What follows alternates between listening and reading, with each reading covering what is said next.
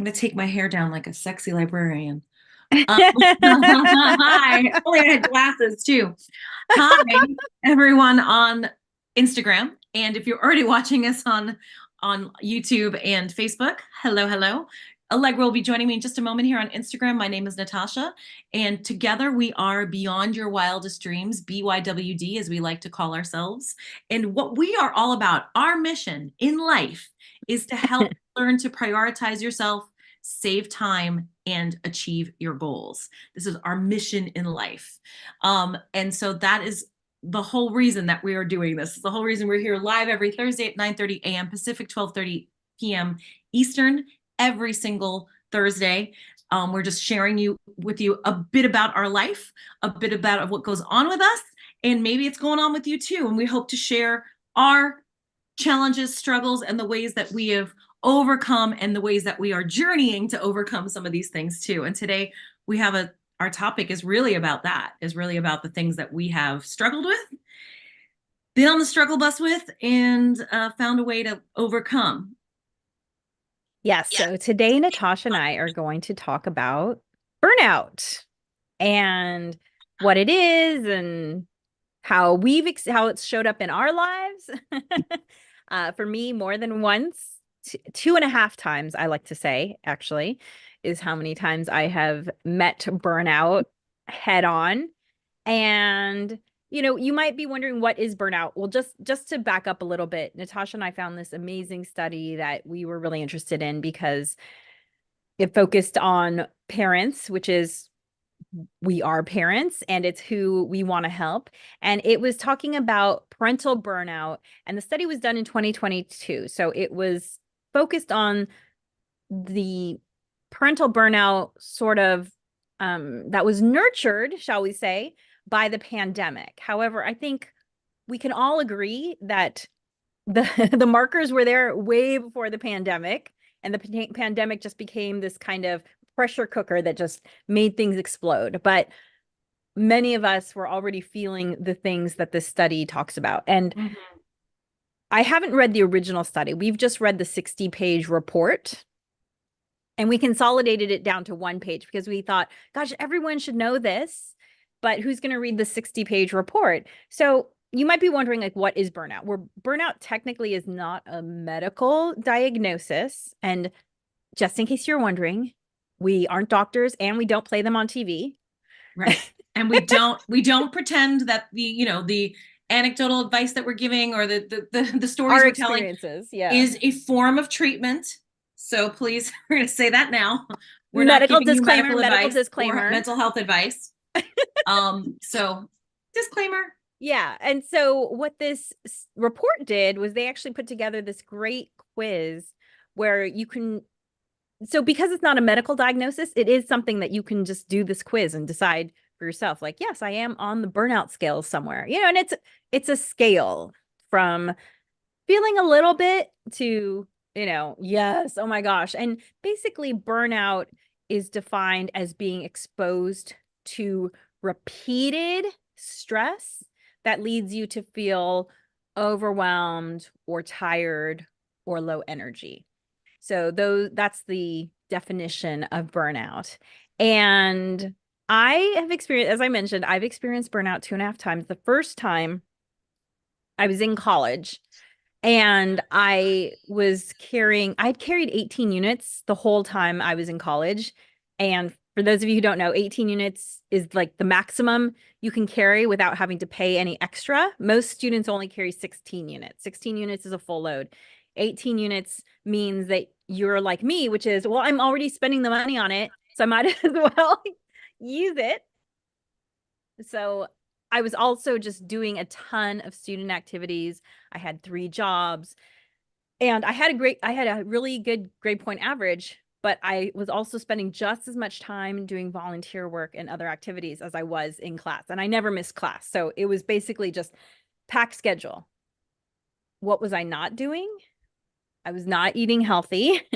I was not exercising. I was not getting enough sleep. And so Christmas rolled around. And have you ever had this experience, Natasha, or those of you out there in virtual landia, where you go on vacation and your body says, "Oh, you can rest now. I'm going to make you sick." Oh yeah. Oh yeah. It's happened countless times. Countless times that's happened where I'm just like, oh, I have a break. And then my body, yeah, your body just basically goes, oh, good, we have time to get sick now. We've been Yeah. trying to not get sick this whole time, and now we're just gonna give in. Right. And I read this one meme that said something like either pick a day to break or your body will pick one for you. And it's just kind of enforced rest, if you will. It's like, oh, I Oh, know how to make you 100%. rest, knock you on your Absolutely. butt. So I've only been this sick one other time. The one other time was when I was living in a foreign country and I got their flu and knocked me on my butt. This was the only other time I've been this sick. And I was so ill, I asked my mom to take me to the hospital because I was like, I'm dying. Like I feel like my body is dying right now. And I was so sick that I was actually supposed to. I don't know if you've been around with Natasha and I on Thursdays around the new year, then you probably know that I love the Rose Parade. And for those of you who don't know what the Rose Parade is, it's this parade that happens on usually it's the 1st of January here in Southern California. And I just love watching it every year. It's a fun thing for me to do. And Delightful. yeah, I was supposed to be in the Rose Parade that year. So this is how sick I was I didn't get to go march in the Rose Parade, which like You still got guys, pains you have me. to understand. If you understood how much she loves the Rose Parade, you would understand how devastating this is and how Devastating. sick she must have been. Okay, Yes. because Right? she was super Like sick. Because imagine you love the Super Bowl or you love the Oscars and you had the opportunity to be there live and not just be there live, but be a part of it. And you were so sick. that you Okay. couldn't go. Like that is how sick Allegra was. That's how When sick she I told me was. the story, I was like, oh my God, you must have been really sick. Cause I know how much she loves the Rose Parade. Like, guys, it's like, yeah, a lot. That's how sick I was. And turns out I was not dying. The doctor was just like, no, you're just really burnt out. I mean, first of all, he was like, you're 21. Like you're gonna bounce back from this. And I'm like, I really don't feel like I'm gonna bounce back from this. I feel so sick. And he said, you need to take care of yourself. When was the last time you had a piece of fruit? And I was like, do strawberry starburst count? Yeah, You right. know, I Exactly. I survived on frozen French bread pizza and sugary breakfast cereals. I'm not joking. Literally stockpiled in my I know, and for those of you who know how I eat now, stockpiled French bread pizza in my freezer, stockpiled sugary breakfast cereal in the cupboards. That was all I ate. That was all I ate. And because I didn't know anything about nutrition. I was like, calories in, calories out. That's what they say.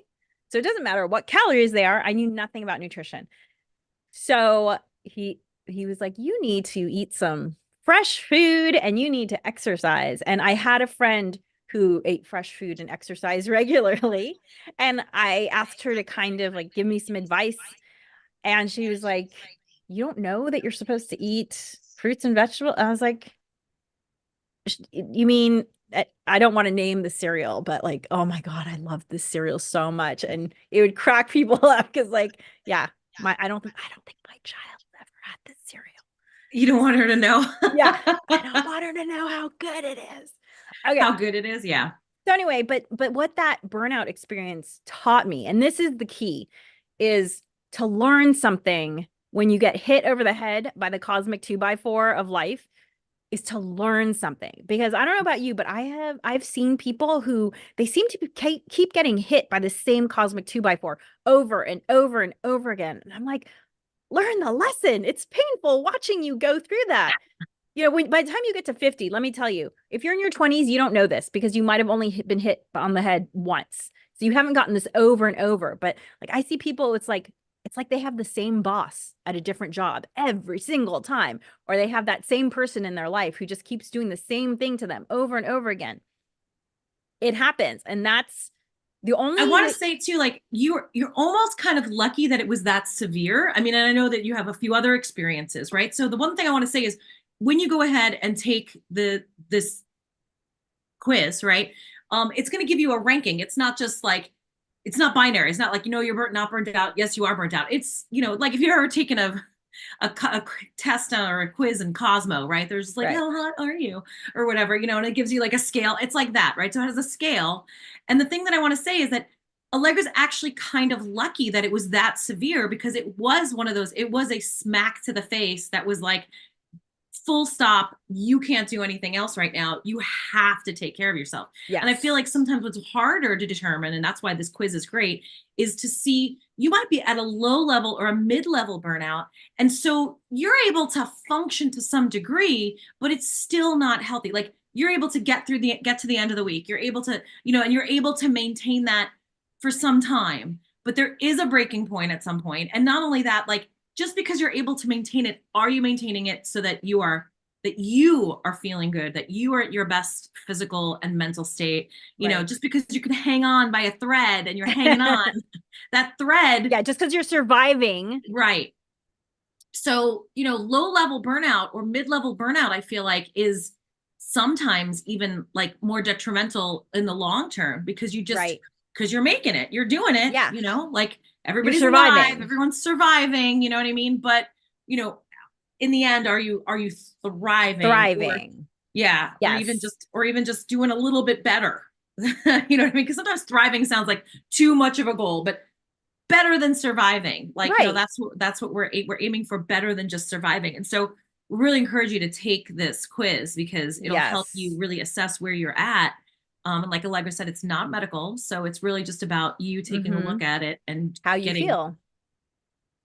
truthful with where you're at so that you can then make some maybe changes. But we'll get into that part in a second. But I just want to say, if you have a big 2x4 whack to the face, it sucks in the Sometimes moment, it's but sometimes it helpful. really is like a better wake up call than that low level maintenance thing that can Yeah. happen. No, and I'm glad it happened early because for those of you who have known me ever since then, I take health and nutrition very seriously.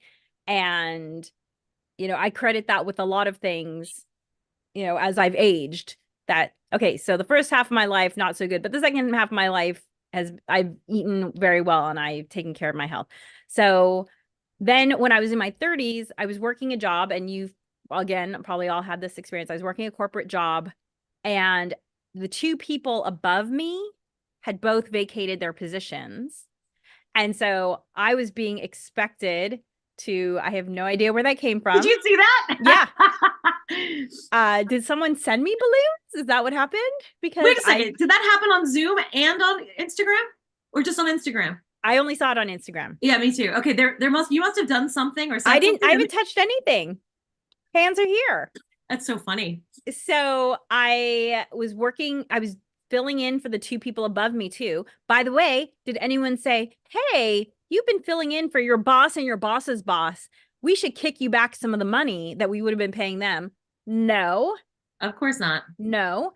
And even if they did kick it back to you, it would have been 74 cents on the dollar. So, Well, both those people were women, but I, oh, okay. Well, I was then, essentially doing three jobs, and they were both above me. These were not people under me. They were yeah, above me. yeah. So this went on for about 3 months. And by the way, I couldn't take their position because their position was in what I was being told was in another state, right? I could do the work, but I couldn't have the position and I couldn't have the money. Okay. I'm trying to figure that one out, but go on. So you can imagine I probably wasn't feeling super great mentally, not to mention being exhausted from taking on those position. And even though I exercised regularly and I ate well, I was at a desk constantly, constantly. So we now know, we didn't know back then how bad sitting was. Now we know that sitting for long periods of time, which is absolutely what I did, long periods of time is not so great. So I started having this back pain that just became more and more debilitating to the point where I woke up one day and I was frozen in a bent over position. I literally had to eat my food leaning my elbows on the counter. I couldn't sit in a chair. I couldn't sit in a chair. I had to lean in the kitchen counter and eat like that. And I couldn't drive a car. And so for about 3 months, I did physical therapy, traction. Uh, I had an MRI, I had all this stuff done. And after 3 months, the doctor said, I think this is the best it's going to be. And it was not really improved at all, like maybe 5% So you improvement. were still kind of bent I was over. still bent over. You couldn't And drive at that I couldn't drive at time? Ooh. all. And so the one good thing about my work was they would let me work from home. And so I literally would be in bed with my laptop on my stomach, basically doing my work. And I when the doctor said it wasn't going to get any better, he didn't stop there. He also said, you'll probably never, because he knew I was an athlete. I had said, well, will I be able to ski again? Will I be able to play soccer? No, no, no, no, no. And by the way, if you ever decide to get pregnant, it's going to be a really horrible, painful experience for you. Oh my goodness. And, and he was such a jerk that it was kind of exactly what I needed to hear, because it just like flamed that competitive fire within me. And I was like, Something else you all need to know about Allegra. Has rebel tendencies. So if right, you right. tell her she's never going to do X, Y, or Z again, watch out. Yeah, I was like, go on. double Sorry, didn't mean birds, to interrupt. But... double birds. And and I was like, you do not know what I am willing to do to get. And plus, I was only 33 at the point.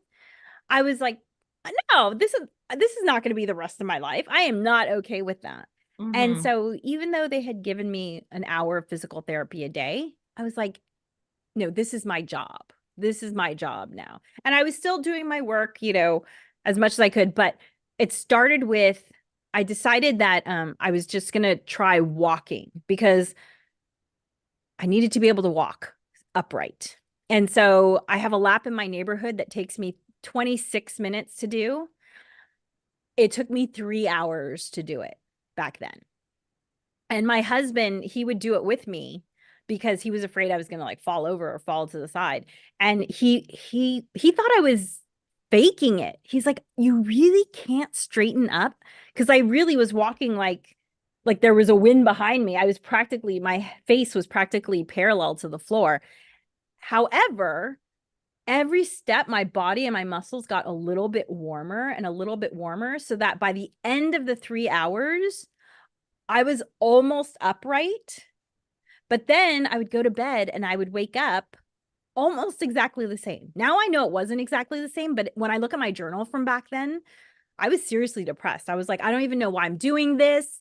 I don't feel any better today, even though I spent 6 hours, because I would spend 3 hours doing that walk. And then I would basically do like an hour of stretching and I would break it up throughout the day.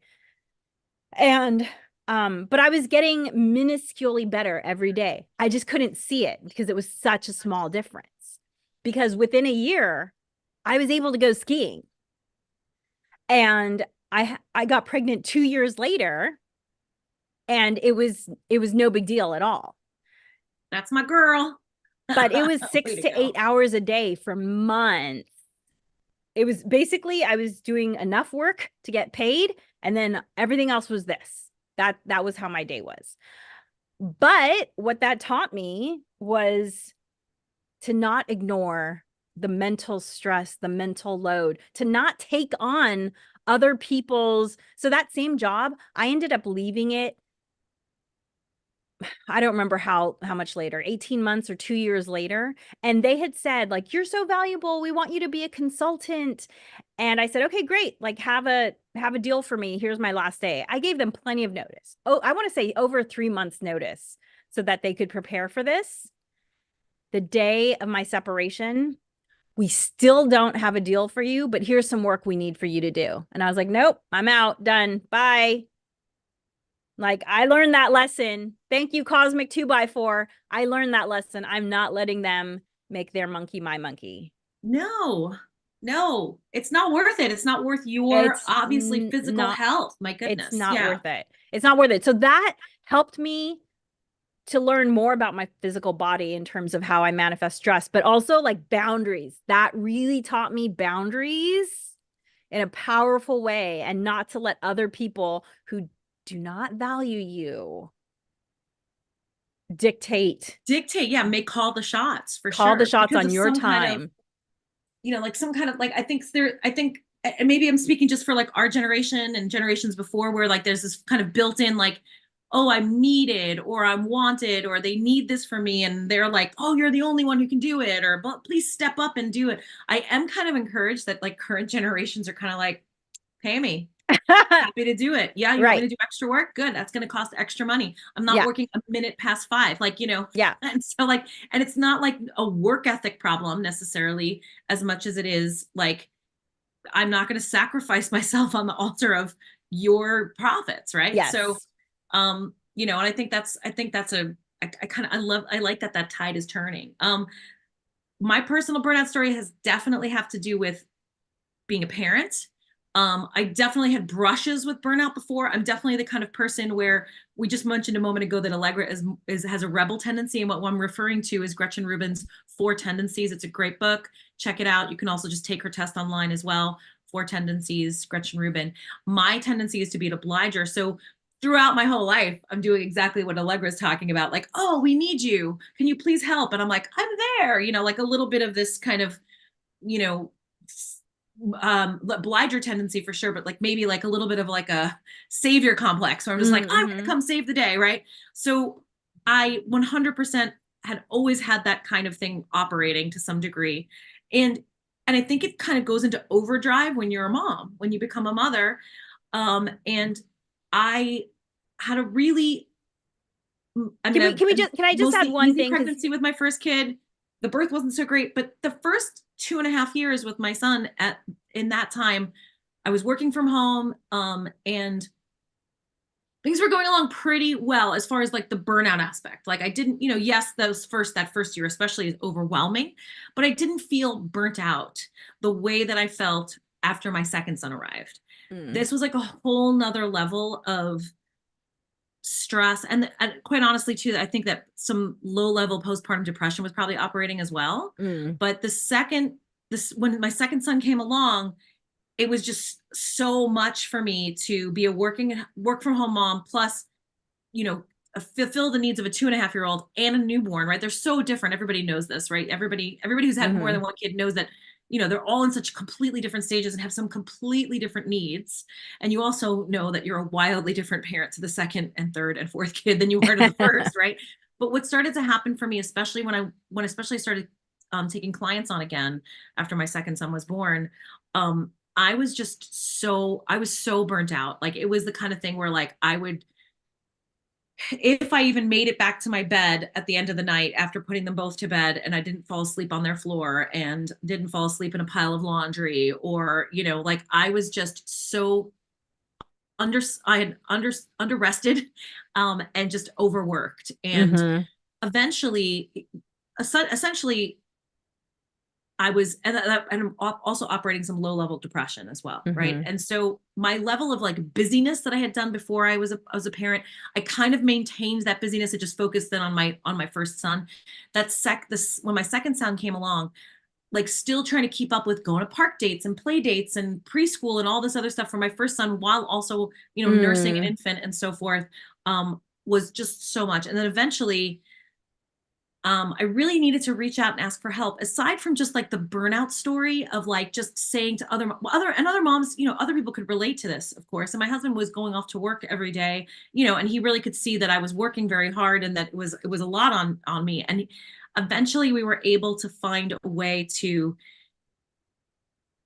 the end of the moral to my story is accept the help that's offered to you. You do not need to, like Allegra was just saying, martyr yourself for the profits of others. You also don't need to martyr yourself on the altar of your family as well, which is mm-hmm. what on some level I was doing. I was like, I need to do it all. I need to keep a clean house. I need to make sure dinner's on the table. I have to make sure that I, meet with all my clients. I have to make sure that, the boys have fulfilling days, and that they're learning, and they're having a good time, and activities every day. And my husband eventually was just like, hey, how about we find a way to budget a sitter to come for just 2 hours a week. We were strapped for cash too, like 2 hours a week where you could just do whatever you want. Do whatever you want. You can leave the house. You can not leave the house. You can go take a nap. You can, like, just at that time too, a luxury would just be go to the grocery store by myself. You know what I mean? And Right. not have Felt to like have a two kids in vacation. tow to like go get groceries, Yeah. which is like so lame that like you have a sitter come and you're like, oh, I'm going to take some time myself and go to the grocery store for 2 hours. But sometimes just walking through Target by myself was like a mini vacation, right? So Yeah. maybe you can relate to that. So that just that ask for help and take the help that's offered to you. You're not losing. You're not a loser. You're not failing anyone if you ask for help. And that was so, so hard for me because as someone, I was an obliger. I'm like, oh, I don't ask for help. I help others. That's what I do. I show up and I help. I'm Right. not I the am the person who asks helper. for it. I'm the person who gives that help. Right. And so having to like shift my mindset and recognize I really did need that help. That 2 hours, I could have used a lot more, but I would take that 2 hours. It was like super precious because we were strapped for cash at that time, and it was really it was even just hard to find somebody who would come regularly for 2 hours. It's not like a lot of time, Yeah. So we were lucky that we were able to find someone who was able to do that for us. But I just want to say, like, take the help that's offered and ask for help as needed. There's no shame in that game. Also, there's something that Natasha and I talk about all the time that I just want to point out, that it's that 0 to 5 range when your child is 0 to 5, or when your youngest child is 0 to 5, because the clock really just starts all the back over when you have another child. That 0 to 5 range, they they they need us so much to keep them alive that there's not a lot that you can do there except for asking for help and taking the help that's needed. But still, there's a lot of things, especially, if you're breastfeeding or doing attachment parenting of any kind, a lot of times that's falling on the mom. And I did that. So, and I love that time. However, Yes. when my child hit 5, I noticed that, oh, she doesn't need me as much to keep her alive. She needs me for a lot of other stuff, but she doesn't need me to be watching her every moment, to dress her, to do this, to do that. And I realized that it was an opportunity for me to make the mental shift out of the you are the priority in my day to we could be equal priorities, because I was not an equal priority those first 5 years. Oh, She no, was the priority. for sure. Rightfully so. But I think that a lot of parents, they don't make that mental shift when there starts to be a little more time for themselves. They don't make that mental shift. And so they just go on prioritizing their child. And we just want to make you aware of the fact that there is a point where there's a choice that you can make. And you might need a little mental space to back up and say, oh, maybe my child doesn't need all of my attention anymore. Because it wasn't something that anyone ever told us. It was one of those things where we were just like, around 5. And there's a lot of societal pressure or agreement around, your kids are everything. And we're definitely not we're not saying like, put your kids on the back burner and no, party and time no for one you, would say that about that's us not what as we're saying moms at all. But we are saying that, like, whereas your kid might have been your first priority for those first 5, it's really okay to put yourself as a first priority. And because it helps you be a better person, a better human, a better parent to your child and to yourself, and that it's not selfish to prioritize yourself. It really isn't. And that's really what this burnout study and all the literature that's been coming out in the last year about, that no one says it this way, but Natasha and I say self-care is healthcare. The articles all explain that self-care is a form of healthcare, but they don't say the word healthcare, but they say self-care is everything you need to be mentally, physically, and spiritually taken care of. Well, that's healthcare. That's healthcare. That's holistic healthcare. Holistic healthcare. And so what we are suggesting to you is prioritizing yourself is just about taking care of your basic health needs. It isn't about like, I'm more important than everyone, so I always get to choose the movie at family movie night. No, Yeah. that's not prioritizing yourself. Okay. Yeah, no. Prioritizing to yourself is taking your supplements, making sure you're hydrated, making sure your body is taken care of, making sure your brain and your spirit are taken care of. And that is absolutely necessary. Right. And it's not, and it's not a luxury, right? A lot of times you say self-care and people think, oh, that's massages and mani-pedis. Sure. Yes, absolutely. Go ahead and do that.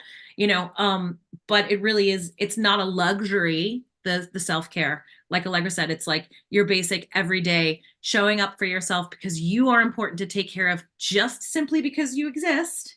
And then maybe also because you have other family members that rely on you, Yeah. but you are worth it. You are worth it Yeah, as you're worth it, but oh my gosh, you show up better in all of the other ways. So it's a win-win. it's a win-win-win-win-win-win. So if you want to hear this again, you can listen to our podcast anywhere podcasts stream. Listen to the Harness the Power of Planning podcast. This episode will be up shortly. And you can see us live on socials wherever you want: Facebook, YouTube, Instagram. I think I said all the things. And to get our one pager burnout cheat sheet, just go to our website, bywdreams.com. That's right. And And we'll we will see you see you next here week. next Thursday.